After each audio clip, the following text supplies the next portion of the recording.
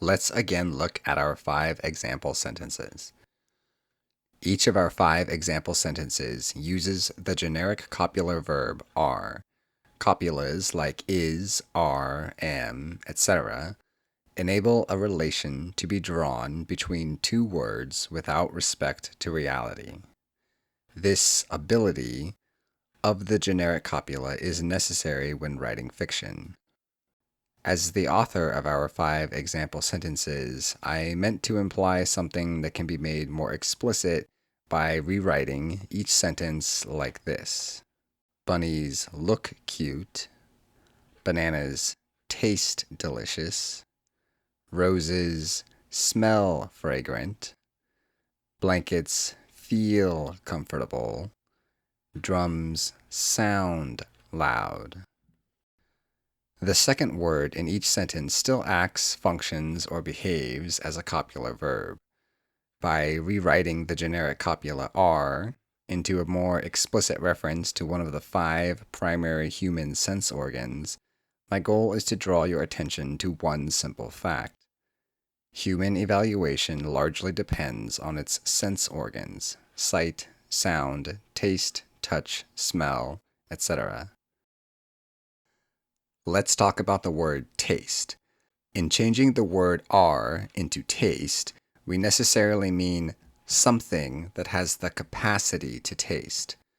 By changing the word are into smell, we necessarily mean something with the capacity to smell. By changing the word are into sound, we necessarily mean something with the capacity to hear, and so on.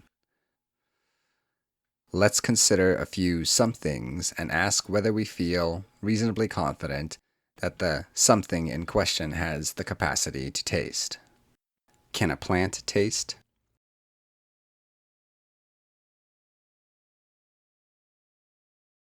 Can a glass taste?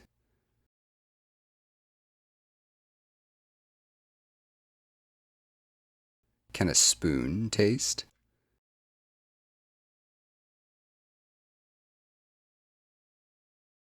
Can a book taste?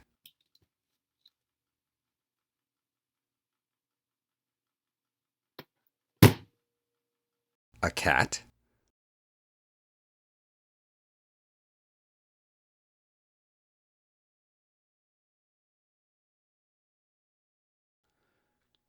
I hope I've shown that certain somethings have the capacity to taste and other somethings do not. Because of this fact, I think it's safe to say that the word taste fits in certain contexts and does not fit in other contexts. If we agree on the above, then I now ask you to locate the something in our example sentence that has the capacity to taste. Do you agree that this sentence contains nothing that has the capacity to taste? If we agree, then I also hope you'll agree that the above sentence isn't quite sensible, that the sentence is in fact a fiction. The something with the capacity to taste is missing from the sentence. Let's take this further and talk about the word delicious.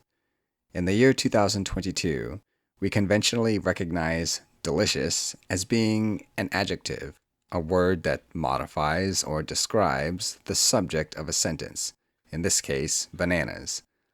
But there is something peculiar about the way this word functions that goes beyond describing an object.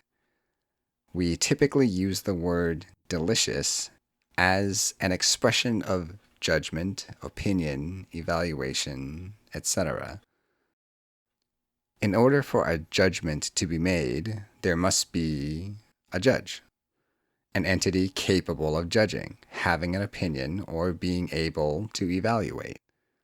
If you agree with the above, then I now ask you to locate in this example sentence the something that has the capacity to judge bananas as being delicious.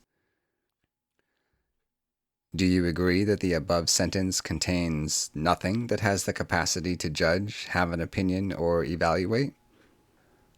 If you agree that the above sentence lacks both a something that can taste and lacks a something that can judge, then I'd like to draw your attention to a very important idea. When a person uses a relation word, then that person must satisfy the requirements of that word in order to speak factually. The words taste and delicious require that certain elements be in play before they can be used factually. In the case of taste, we require that the sentence indicate the something with the capacity to taste. In the case of delicious, we require a something with the capacity to judge, etc.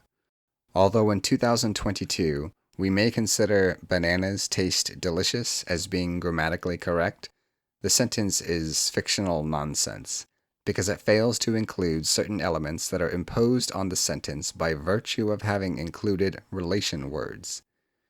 Similar to our culturally developed rules surrounding terms like mother, father, siblings, etc., certain factual elements must exist in order for relation words to be used correctly.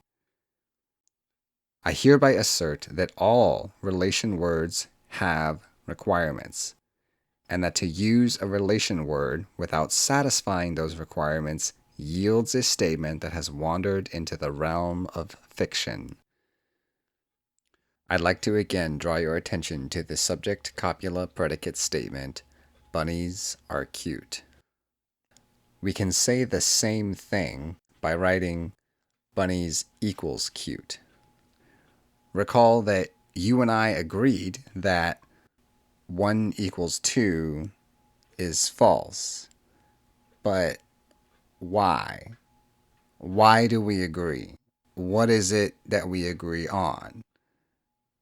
I think we agree that when we use the equal sign, our intention is to express an evaluation of similarity between two things. This looks similar to this, so we pick a symbol and we put it between them, and we call that equal. This looks different from this, so we pick a symbol and we put it between them, and we call that not equal.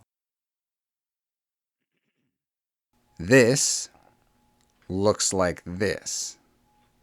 We add the appropriate symbol. We call that equal. This looks different from this. We add the appropriate symbol. We call that not equal. Therefore, saying bunnies are cute is just as invalid as saying 1 equals 2.